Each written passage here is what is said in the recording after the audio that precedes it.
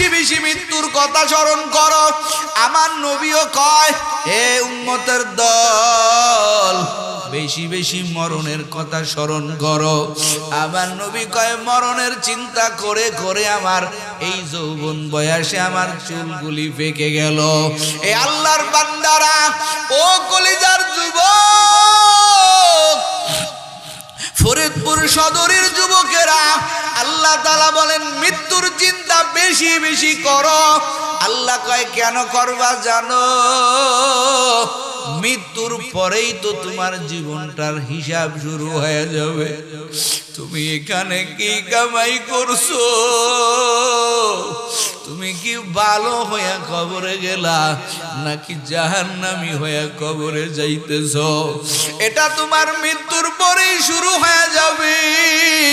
আমার নবী বলেন, যার জীবন ভালো হবে তার মরণ ভালো হবে, আর যার মরণ ভালো হবে তার কবর ভালো হবে, আর যার কবর ভালো হবে তার টোটাল হাসরের জগৎটাই ভালো হবে। ওই আল্লাহর বান্দা হাসতে হাসতে হাসতে ওই আল্লাহর বান্দা জান্নাতের মেহমান হয়ে যাবে। বলেন না আল্লাহু আকবার।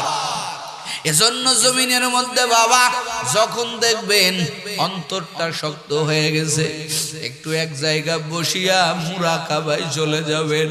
না না, এই জমিন তো আমার জন্য স্থায়ী জায়গা না। আল্লাহ তাআলা কোরআনে বলেন, ওয়ামা হাযিহিল হায়াতুদ দুনিয়া ইল্লা লাহবু ওয়া লাইব ওয়া ইন্নাদ দারাল আখিরাতা লাহিয়াল হায়াওয়ান লাউ কানু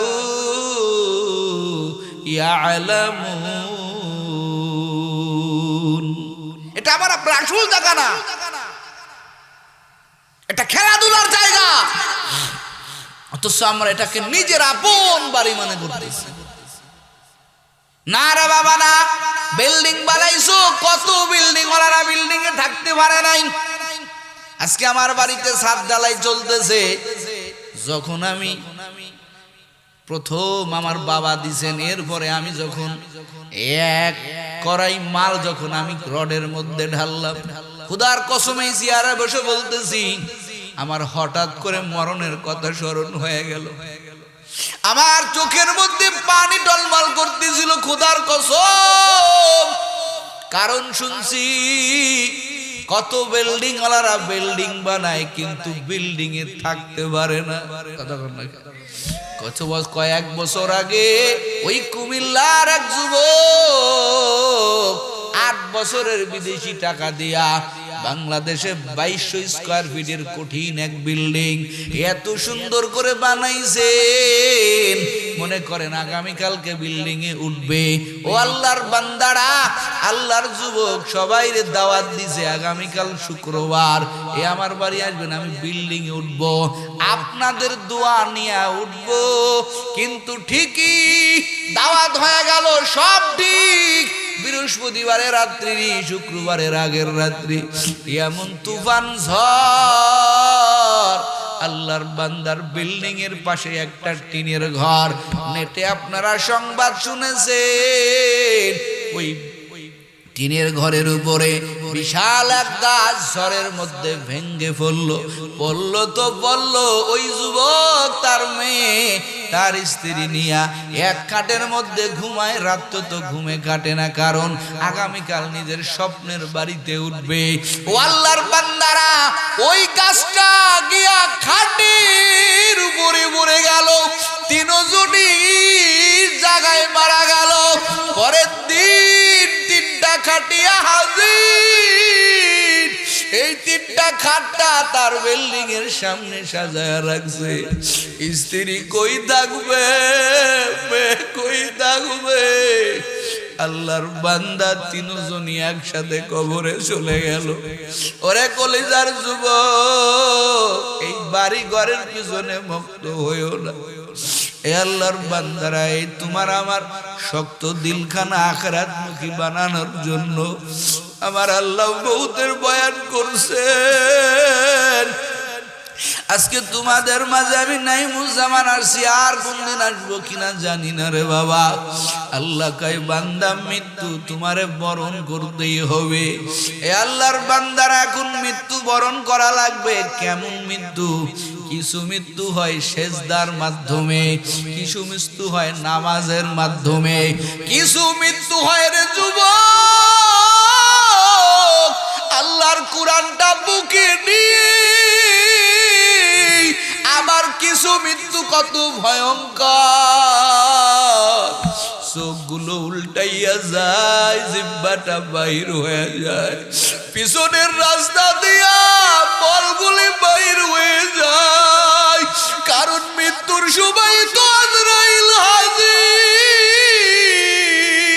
ইব্রাহিম আলাইহিস সালাম একদিন আজরাইল ডাক দিয়া বলেন, আরে আজরাইল, মরণের বেলায় তোমার সুরতটা কেমন হয়? এরে বেনামাজি গুনাহগারের জান যখন কবজ করো তখন তোমার হালাতটা কেমন হয়? একটু আমারে দেখাও, আমি দেখতে চাই। মালাকুল মউত আজরাইল কয়, হুজুর ও আল্লাহর পয়গম্বর ও খলিলুল্লাহ, এটার সুরাত আপনি দেখতে চাইেন না, আপনি সহ্য করতে পারবেন না। ইব্রাহিম কয়, না, একটু আমারে দেখাও।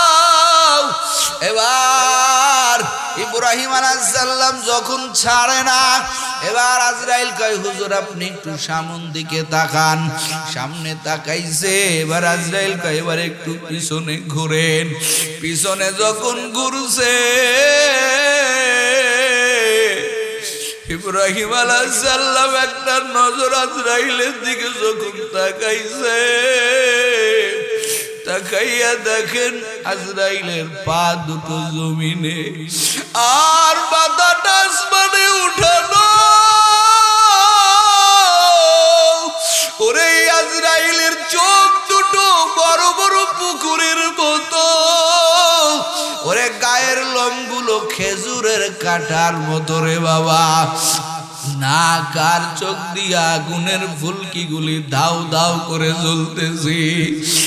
আর কি বিশ্রী দুর্গন্ধ! ইব্রাহিম আলাইহিস সালাম এই অবস্থা দেখিয়া এক সেকেন্ড তো হুশে থাকতে পারলেন না। তারা তো নবী, তাদেরকে বহু ধৈর্য শক্তি আমার আল্লাহ দান করেছে। ইব্রাহিম আলাইহিস সালাম এই চেহারা দেখিয়া রে যুবক টাস করে বেহুশ হইয়া জমিনে পড়ে গেলেন। ইব্রাহিমের হুঁশ নাই, কিছুক্ষণ পরে হুঁশ ফিরল। ইব্রাহিম আলাইহিস সালাম কাঁদে আর কয়, জমিনের মানুষ, এরে তোরা কিসের জন্য গুনাহ করো? জাহান্নামে জ্বলা লাগবে না, শাস্তির জায়গাও যাওয়া লাগবে না। বেনামাজি গুনাহগারের জন্য আজরাইলের ওই ভয়ঙ্কর চেহারাটাই তার শাস্তির জন্য যথেষ্ট হয়ে যাবে। এই কথা বলে আর আল্লাহর পয়গম্বর কাঁদে। এ আল্লাহর বান্দারা, ওই মরণের প্রস্তুতি তোমার বা কতটুক, আমার বা কতটুক? নাই নাই নাই রে বাবা, নাই। ও পর্দার আড়ালের মা বোন, এই মরণের প্রস্তুতি তোমারও নাই, আমারও নাই রে বাবা। ও আল্লাহর বান্দারা, অথচ জমিনের মধ্যে যারা আল্লাহর সুসংবাদ প্রাপ্ত জান্নাতি মানুষ, এরা কি পরিমাণ কবরকে ভয় করেছেন, এরা কি পরিমাণ আল্লাহকে ভয় করেছেন। এদের কথা চিন্তা করলে ওরে চোখের পানি রাখতে পারি না। আমাদের কবরের চিন্তা নাই, আমাদের পরকালের ভয় নাই। আল্লাহ তাআলা বলেন, ওয়া ইন্নামা তুওয়াফাউনা উজুরাকুম ইয়াউমাল কিয়ামাহ, মরার পরেই তো হিসাব নিকাশ শুরু হয়ে যাবে। আল্লাহ কয়, ও বান্দা, ও বান্দি, যাররা পরিমাণ আমি আল্লাহ কি করব না, সল্লি বল্লি করব না, কার চুপি হবে না। হাসরের ময়দানে বান্দা তোমার আমল তোমারে বুঝায় দেওয়া হবে। আমল নামা হাতে দিয়া বলবেন মালিক ইকরা কিতাবাকা কাফা বিনাফসিকাল ইয়াউমা আলাইকা হাসিবা। এ বান্দা পর পর কি দুনিয়াতে আমল করছো, নেকি কামাই করে আসছো নাকি বদি কামাই করে আসছো? বান্দা যখন আমল নামা পাবে আর আফসোস করে বলবেন মালি হাযাল কিতাব,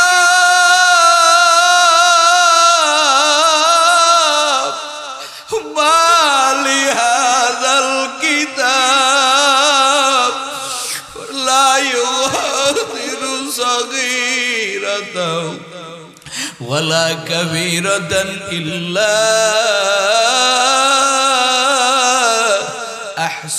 আহসাহা। বান্দা আমল নামা নিয়ে বলবেন হে আল্লাহ কি এমন আমল নামা তুমি আমার হাতে দিলা। ও আল্লাহ আমি তাকাইয়া তাকাইয়া দেখি ওরে আমার ছোট একটা আমল ছুটি নাই, ওরে আমি যে ছোট একটা গুনাহ করছি এটাও ছোটে নাই, বড়টাও ছোটে নাই। জাররা বাই জাররা আমার আল্লাহ আমল নামা উঠাইয়া দিছে। এ যুবক মার চোখ ফাঁকি দিয়া গুনাহ করো, এ যুবক বাবার চোখ ফাঁকি দিয়া তুমি আমি গুনাহ করি, স্ত্রীর চোখ ফাঁকি দিয়া তুমি আমি অন্যায় করি, সমাজের নেতার চোখ ফাঁকি দিয়া তুমি আমি অন্যায় করি। এ যুবক তোর আমার সাথেই তো আমল নামা লেগে আছে। আল্লাহ জাররা বাই জাররা উঠাইয়া দিতেছি। এই জন্যই বড়রা সাহাবায়ে কেরামরা কবরের চিন্তা করতে করতে করতে এরা শুধু কান্না করেই জিন্দেগি পার করেছেন। আমার মাওলার দরবারে আমি কি নিয়ে যাব, কি এমন আমার আমল? এ পর্দার আড়ালের আম্মা জান আর কয়দিন নাফরমানি করবেন? কবরের কি ভয় নাই? আপনার না থাকতে পারে, কিন্তু তাকাইয়া দেখেন, ইতিহাস খুলে দেখেন, নবীর মেয়ে ফাতেমা রাদিয়াল্লাহু তাআলা আনহা, আমার নবী এতটা মোহাব্বত করতেন ফাতেমাকে, এই নবী আমার মেয়ে নবীর মেয়ে ফাতেমাকেও বলছেন হে ফাতেমা বাহাদুরি করার কিছুই নাই, আজকে তুমি আমি 5 বেলার নামাজ পড়লে নিজেরে খুব বড় মুসল্লি মনে করে নেই, তুমি আমি একটু বয়ান শিখলে একটু বক্তা হইলে তোমার সারা দেশে বয়ানের ডাক আসলেই তুমি মনে করো আমি বড় বক্তা। আমার শায়েখ রসুলপুরি বলতেন হাসরের ময়দানে বক্তার বক্তাগিরি থাকবে না, আলেমের আলেমগিরি থাকবে না, হাফেজ সাহেবগিরি থাকবে না। হাসরের ময়দানে সবাই বলবেন রব্বি হাবলি নফসি, ও আল্লাহ আমারে বাঁচান, আমারে বাঁচান। ওরে নবীরা পর্যন্ত বলবেন মালিক আমারে বাঁচান, আমারে বাঁচান, আমারে বাঁচান। আল্লাহর দয়া ছাড়া তুমিও বার পাবা না, আমিও বার পাবো না রে বাবা। সেই নবী আমার ফাতেমারে ডাক দিয়া কয় ফাতেমা মনে করিও না বাবা নবী, এই জন্য তুমি পার পেয়ে যাবা। ইয়া ফাতিমা তু আমকিজি নাফসাকি মিনান নার, এ ফাতেমা নিজের জাহান্নাম থেকে বাঁচাও। এর নবীর মেয়ে ফাতেমা কত আদরের বান্দি। আমার আল্লাহ কাই সাইয়্যিদাতুন নিসাই আহলিল জান্নাহ, এই সমস্ত জান্নাতি রমণীদের সর্দারিনী। এত বড় আল্লাহর পাওয়ারফুল বান্দি হওয়ার পরেও কি পরিমাণ কান্না করেছেন, কি পরিমাণ কবরে ভয় করেছেন।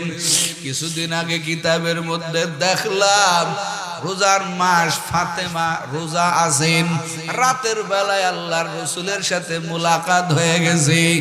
ফাতেমা বলতেছেন আমি গভীর রাত্রে দেখি আমার বাবা আমার ঘরের মধ্যে আইসা কি যেন তালাশ করতেছেন।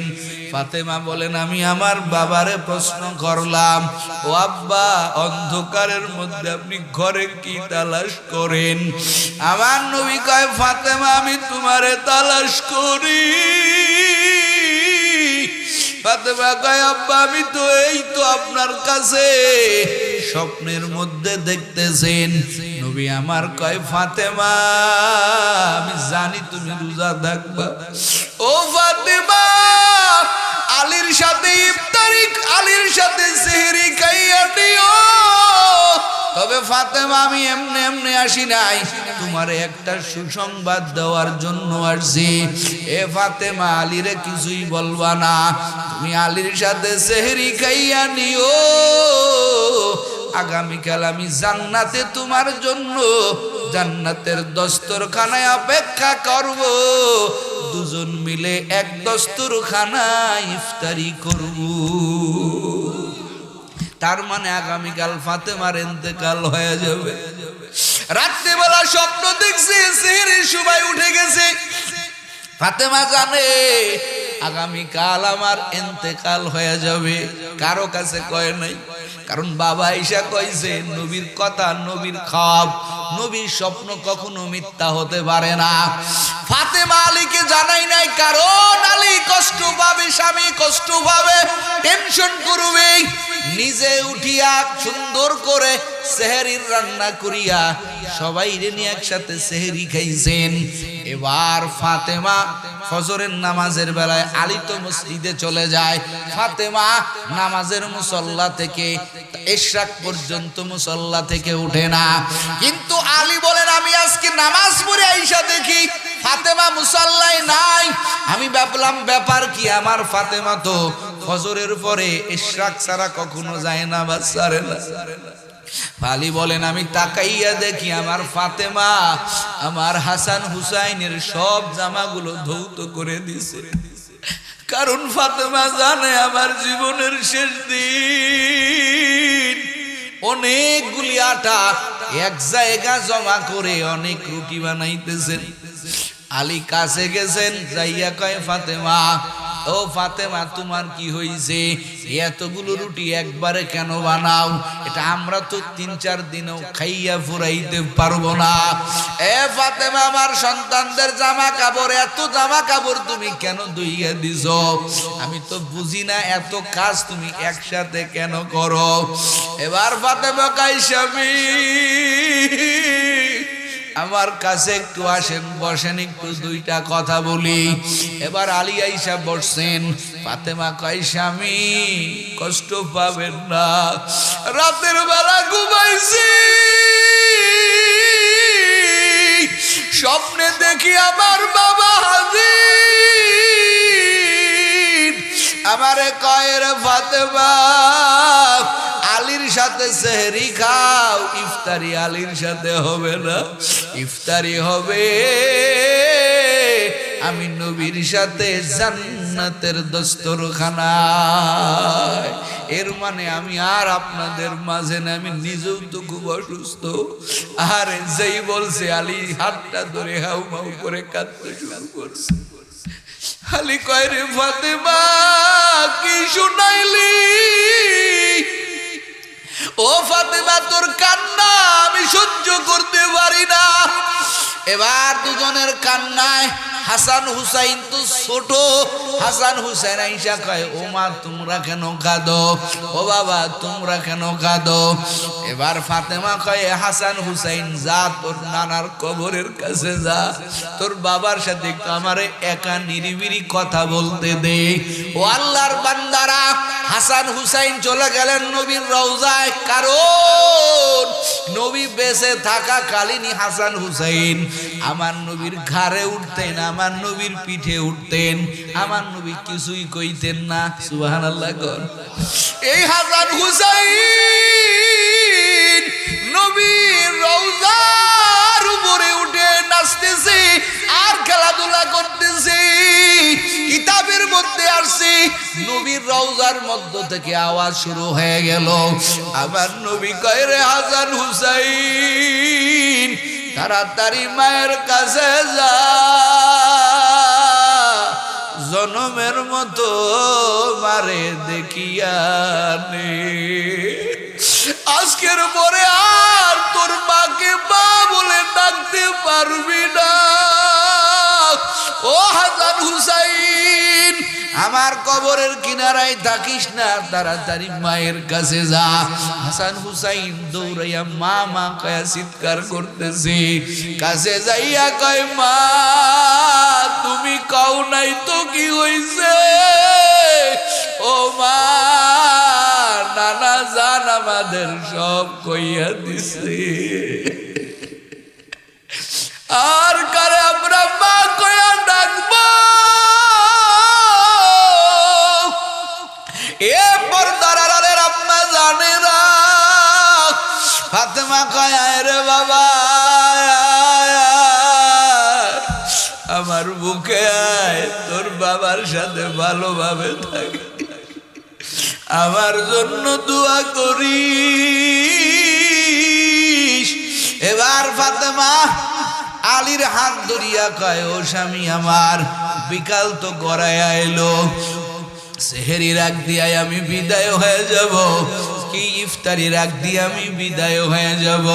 স্বামী আমার দুইটা আবদার, প্রথম নম্বর আবদার রে স্বামী আমার ইন্তেকালের পরে, ও স্বামী আমার প্রথম আবদার, আপনাকে আমি খেদমত করতে পারি নাই। দেখেন ফাতেমা বিশ্ব নবীর নয়নের মণি, আমার নবী যদি ইশারা দেয় ও পাটনা শূন্য হয়ে যায়।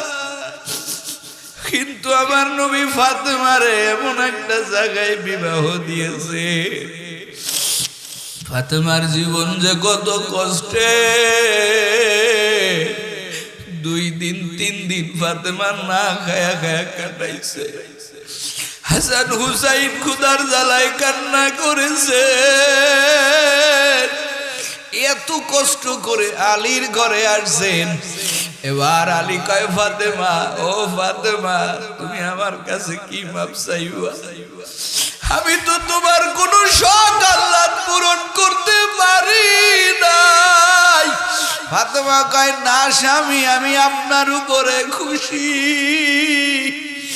এ যুবক, বর্তমান কয়টা স্বামী বলবে, কয়টা স্ত্রী বলবে, স্বামী গো আমি তোমার উপরে খুশি। এরে কলিজার যুবক,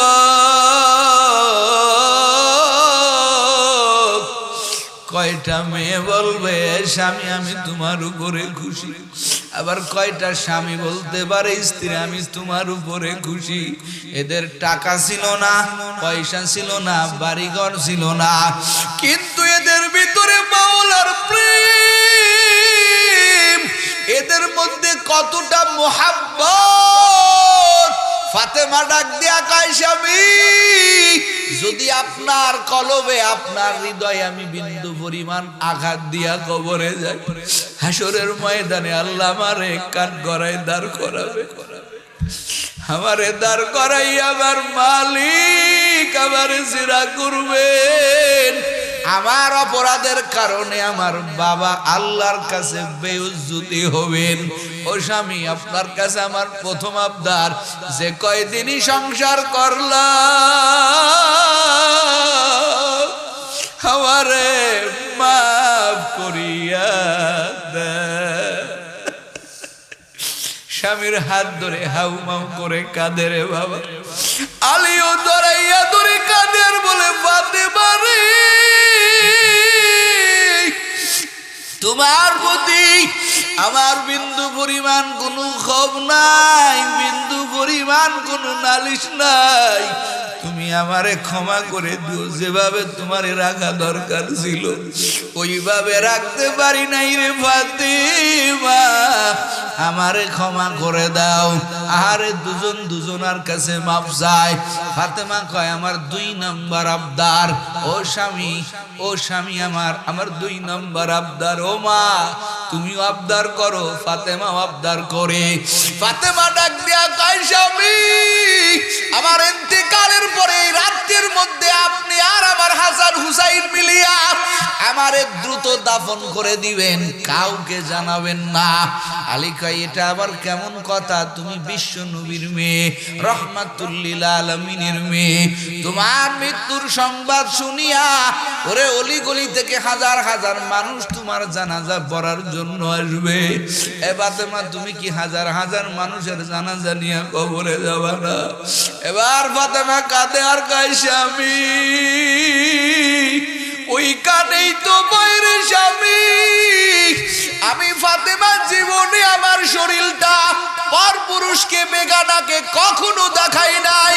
স্বামী আমার ভয় আমার ইন্তেকালের পরে যখন আমারে কাফন পরাইবেন, কাফন পরাইয়া যখন আমারে খাটের উপরে শুয়াইবেন, ওরে সব জায়গা থেকে মানুষগুলো হাজির হয়ে যাবে। আমার লাশের দিকে তাকাইয়া সবাই জল্পনা কল্পনা করবে ফাতেমা আসলে খাটো ছিল নাকি ফাতেমা লম্বা ছিল, নাকি ফাতেমা চিকন ছিল, নাকি ফাতেমা মোটা ছিল। সবাই গবেষণা করবে রে স্বামী। আমি চাই না আমার লাশ দেখিয়া মানুষ গবেষণা করুক, কারণ ওই বেগানারা যদি আমাকে দেখে গবেষণা করে, এটা যদি আমার আল্লাহ ধরিয়া নেয় আমার তো কোনো উপায় হবে না, কারণ আমি আল্লাহর জাহান্নামকে বড় ভয় করি। ও স্বামী আমার, রাতের বেলায় আমার কবর দিয়া দিবেন, কাউকে জানাবেন না। আলী কয় ফাতেমা তোমার আবদার আমি মেনে নিলাম। কিছুক্ষণ পরে ফাতেমা মৃত্যুর কোলে ঢুলে পড়লেন। হাসান হুসাইন কান্দে, আলী কান্দে।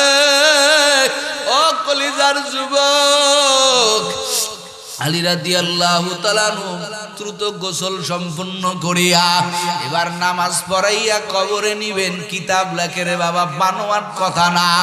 আলী বলতেছেন আমি এবার আমার স্ত্রীকে কবরে নিব।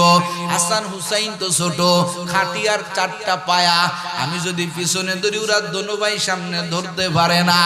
যদি আর একজন বড় ব্যক্তি হইতো তাহলে ফাতেমাকে খুব অনাসেই কবরে নামানো যাইত। আলী চিন্তায় পড়ে গেলেন। হঠাৎ করে গভীর রাতে দেখে আলীর ঘরের দরজায় একজন সাহাবীর আগমন। বলেন না একটু আল্লাহু আকবার। এই সাহাবীকে আলী ডাক দেয়া কয়, কে এত রাতে আমার ঘরে? দরজাটা খুলিয়া দেখি আবু যর গিফারি রাদিয়াল্লাহু তাআলা আনহু হাজির। বলেন না আল্লাহু আকবার। এ কলিজার যুবক, আলী বলতেছেন হে আবু যর গিফারি, এত গভীর রাতে কেন তুমি আমার ঘরের দরজায়? আবু যর গিফারি বলে, আলী আমি আসি নাই, আমাকে আসতে বলা হয়েছে। আবু যর গিফারি কাঁদে আর কয়, আলী আমি রাতে তো ঘুমাইয়াছিলাম, আমি ঘুমের ঘরে দেখি আমার মায়ার নবী হাজির।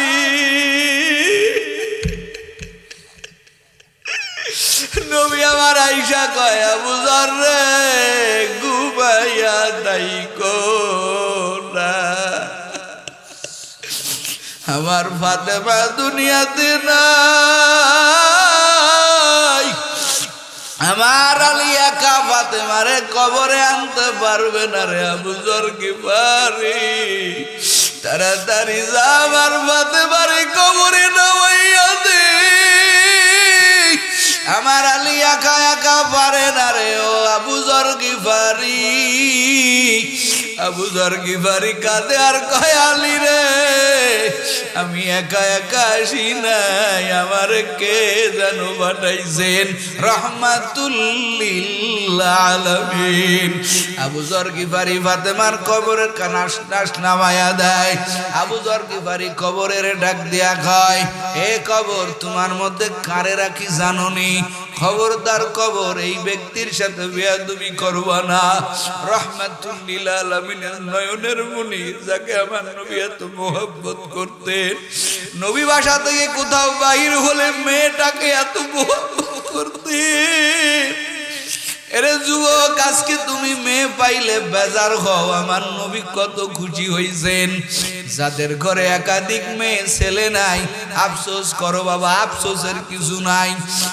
আমার নবী কয় একটা মেয়ের বাবা হইছো, একটা মেয়ের মা হইছো, ঠিক মতো তাকে বরণ ভূষণ দাও, ভালো একটা দিনদার ছেলের হাতে তুলে দাও, তুমি একটা জান্নাতের মালিক হয়ে গেলা। আমার নবী এতটা মহাব্বত করতেন ফাতেমাকে, বলে নবী যেখানে যাইতেন সবার শেষে ফাতেমার সাথে দেখা করতেন। আবার যখন হুজরায় ঢুকতেন সবার প্রথমে দেখা করতেন। এ কলিজার যুবক আবু যর গিফারি ডাক দিয়া কয় কবরের মাটি তোমার মধ্যে কারো রাখি জানো? রহমাতুল লিল আলামিনের কলিজার টুকরা মেয়ে ফাতেমা, খবরদার বেয়াদবি করবা না। আবার আবু যর গিফারি ডাক দেয়া কয় কবরের মাটি তোমার মধ্যে যেন সেন ব্যক্তিকে রাখলাম না, সমস্ত জান্নাতি রমণীদের সর্দারিনী, খবরদার বেয়াদবি করবা না। আলীর স্ত্রীকে রাখলাম, বেয়াদবি করবা না। হাসান হুসাইন যুবকদের জান্নাতের সর্দার, তার আম্মাকে রাখলাম, খবরদার বেয়াদবি করবা না। এ কলিজার যুবক পর্দার আড়ালের আম্মা জান, যিনি হলেন জান্নাতি সমস্ত মেয়েদের সর্দারিনী, এই ব্যক্তির কবরের আযাব কতটা কঠিন হতে পারে। কবরের মাটি এবার জবান খুলে দিলেন আমার আল্লাহ। কবরের মাটি আরবিতে কয় আবু যর গিফারি আনা বাইতুল ওয়াহদা, আনা বাইতুল ওয়াহশা, আনা বাইতুল যিল্লা, আনা বাইতুল গুরফা, আনা বাইতুদ দুদ।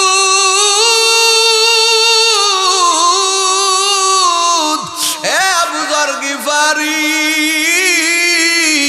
আমি কবর নবীর মেয়ে ফাতেমারে চিনি না, আমি জান্নাতি রমণীদের সর্দারিনীকে চিনি না, আমি আলীর স্ত্রীকে চিনি না, হাসান হুসাইনের মাকে চিনি না। এ আবু যর গিফারি শুনে রে, আমি কবর এমন ঘর, একাকিত্বের ঘর, আমি কবর এমন ঘর, অন্ধকার কবর, আমি কবর সাপ বিশুর ঘর। এ আল্লাহর বান্দারা, এ সদর ফরিদপুরে আমার কলিজার যুবক, এ পর্দার আড়ালের আম্মা জান, বেপর্দা তো বহু করছো, মন মিটাইয়া করছো, এবার কি একটু তওবা করা যায় না? দেখো ফাতেমার কবর থেকে যদি এত বড় ধমকের কথা কবর যদি বলতে পারে রে যুবক, তোমার আমার কবরে কি এমন হয়ে যাবে? ও আল্লাহর বান্দারা, কবরকে ভয় করো, কবরের আযাব বড় কঠিন। আল্লাহ তাআলা বলেন দুনিয়ার মানুষ, হাসরের ময়দানের ভয় তোমার কলিজায় ধারণ করো। ওই ময়দানে তুমি আল্লাহর কাছে কি জবাব দিবা? জীবনের শেষ ময়দান হতে পারে রে বাবা।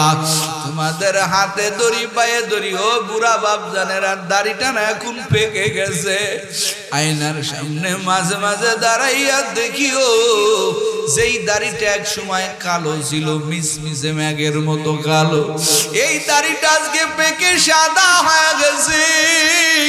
ও বাবারা আগে 2 মণ 3 মণ মাথায় করে কত জায়গা গেছো, এখন 5 কেজিও তোমার শরীরে সয় না।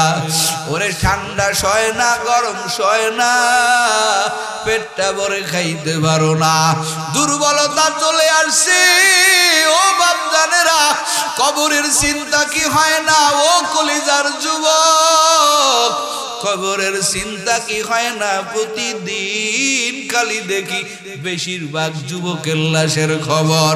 ও আল্লাহর বান্দারা, এই জন্য দিলটা নরম করিয়া তুমিও তোমার অতীত জিন্দেগির গুনাহের কথা স্মরণ করো রে বাবা।